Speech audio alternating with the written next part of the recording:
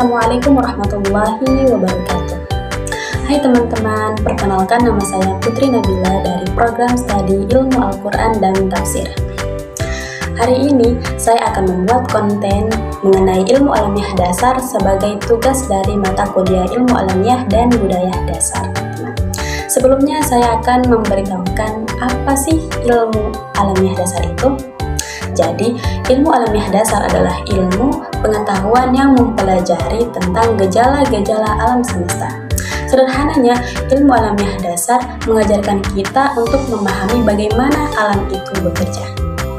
Baik, contoh ilmu alamiah dasar dalam kehidupan sehari-hari, teman-teman. Misalnya, mengapa benda itu jatuh ke bawah, bagaimana cara kerja lampu, mengapa langit berwarna biru, bagaimana tumbuhan itu bisa tumbuh, mengapa kita perlu makan, mengapa besi berkarat, dan bagaimana sabun membersihkan kotoran, dan lain-lain sebagainya. Itulah contoh-contoh dari ilmu alamiah dasar dalam kehidupan sehari-hari, teman-teman.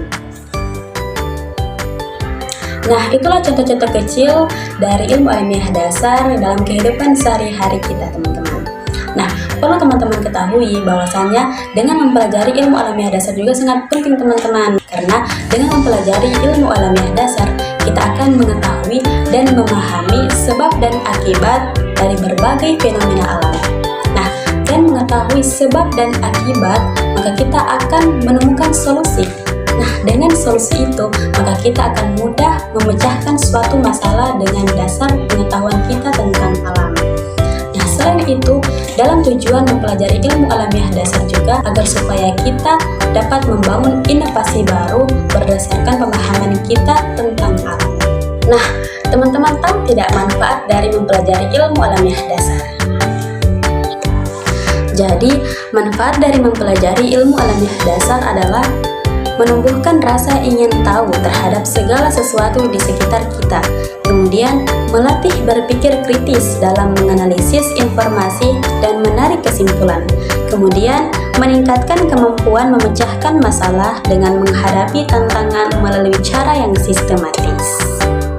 Terinti, ilmu alamiah dasar adalah fondasi penting untuk memahami dunia sekitar kita. Dengan mempelajari ilmu alamiah dasar, kita dapat menjadi warga negara yang lebih baik dan berkontribusi pada kemajuan ilmu pengetahuan dan teknologi. Nah, kemudian kali ini saya akan memberitahu contoh yang kompleks terkait ilmu alamiah dasar, teman-teman, yaitu tentang fenomena gejala alam. Gejala alam adalah segala peristiwa yang terjadi secara alami di alam semesta. Peristiwa ini berupa perubahan cuaca, fenomena langit, peristiwa geologis, dan aktivitas makhluk hidup. Secara singkatnya, ilmu alamiah dasar adalah segala sesuatu yang terjadi di alam tanpa campur tangan dan karena campur tangan manusia. Nah, salah satu contoh dari gejala alam adalah, kok panas banget ya hari ini? Teman-teman tahu tidak? Apa sebab dari cuaca itu semakin panas? Kalau menurut saya sih efek rumah kaca. Oh iya, efek rumah kaca juga adalah salah satu penyebab gejala alam yang mengakibatkan kita merasakan panas yang sangat tak terkira. Baik, inti dari pembahasan kita hari ini adalah efek rumah kaca. Apa sih efek rumah kaca itu?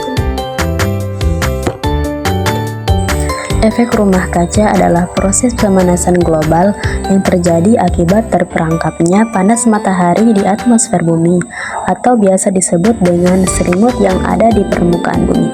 Jadi, seperti rumah kaca, teman-teman. Di dalam rumah kaca, sinar matahari masuk, akan tetapi panasnya tidak bisa keluar dengan mudah.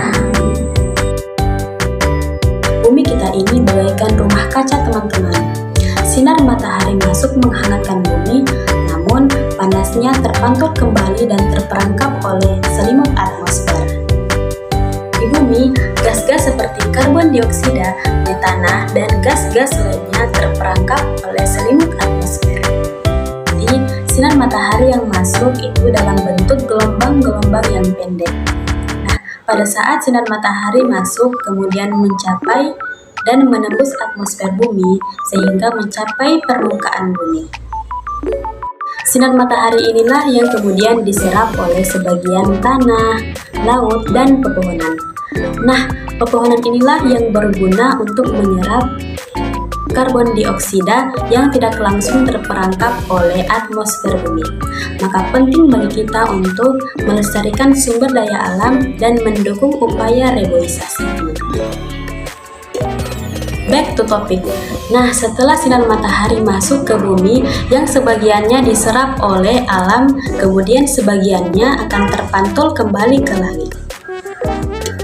Nah, karena adanya efek-efek rumah kaca seperti karbon dioksida atau metana yang ada di dalam atmosfer bumi, inilah yang mengakibatkan sinar matahari yang terpantul ke langit akan terperangkap oleh gas-gas tersebut.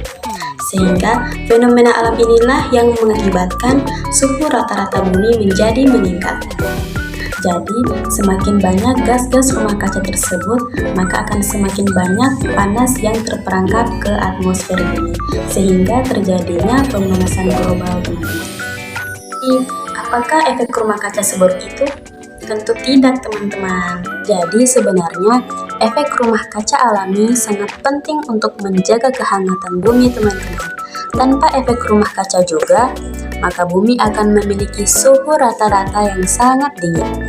Tetapi dengan efek rumah kaca yang berlebihan juga akan memicu masalah serius terhadap makhluk hidup, seperti dehidrasi dan gangguan kesehatan lainnya.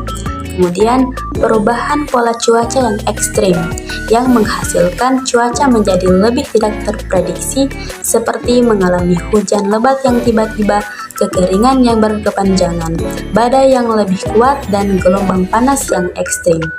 Kemudian, kenaikannya permukaan air laut yang dihasilkan oleh cairnya es kutub dan gletser yang menyebabkan permukaan air laut naik.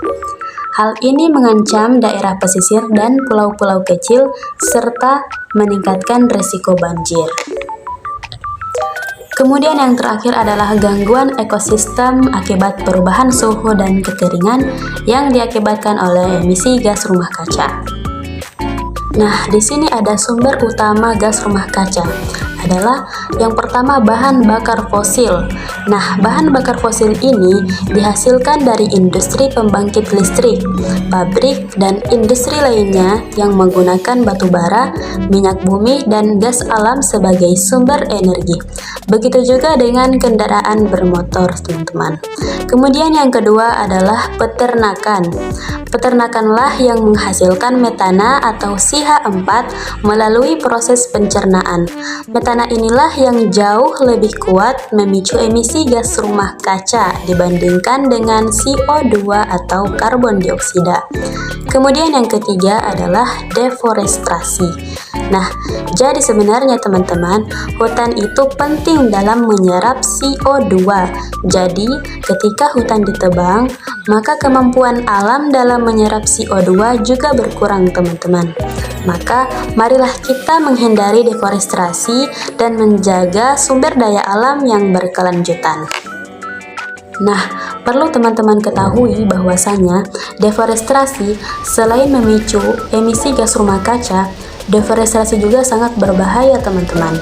Deforestasi juga mengakibatkan hilangnya habitat tumbuhan dan hewan yang kemudian mengancam keanekaragaman hayati atau kepunahan. Nah, selain itu, hutan juga tempat atau wilayah hewan-hewan berpenyakit seperti tikus, kecoa, nyamuk, dan lain-lain. Dan jika deforestasi terjadi, maka hewan-hewan penyakit itu akan turun mencari kehidupan di permukaan kota, sehingga melahirkan berbagai macam penyakit yang menular. Kemudian penyebab deforestasi yang ketiga adalah erosi tanah. Jadi, sebenarnya akar pohon itu membantu menahan tanah. Tanpa perlindungan akar, maka tanah menjadi mudah tererosi oleh air hujan, kemudian menyebabkan tanah menjadi tandus dan tidak subur. Kemudian yang terakhir dari akibat deforestasi adalah banjir dan tanah longsor. Jadi teman-teman, sebenarnya hutan juga berfungsi sebagai penahan air hujan. Dan deforestasilah yang membuat risiko banjir dan longsor, terutama di daerah lereng. Teman-teman, karena inti materi kita pada hari ini adalah efek rumah kaca, maka penting bagi kita untuk mengurangi emisi dari gas rumah kaca. Baik teman-teman, hal-hal yang perlu kita lakukan untuk mengurangi emisi gas rumah kaca sebagai individu adalah yang pertama, menghemat energi, seperti mematikan lampu atau alat-alat elektronik lainnya saat akan digunakan. Kemudian, mendaur ulang sampah untuk mengurangi limbah. Kemudian yang ketiga, mengedukasi diri dan orang lain betapa pentingnya menjaga sumber daya alam. Kemudian yang paling terinti adalah membangun tenaga surya atau energi baru terbarukan sebagai pengganti energi listrik. Baik teman-teman, mungkin sekian materi ilmu alamiah dasar yang bisa saya sampaikan. Jika masih banyak terdapat kesalahan dan kekurangan, mohon dikoreksi ya teman-teman di komentar. Putri pamit undur diri. Wassalamualaikum warahmatullahi wabarakatuh. Bye-bye.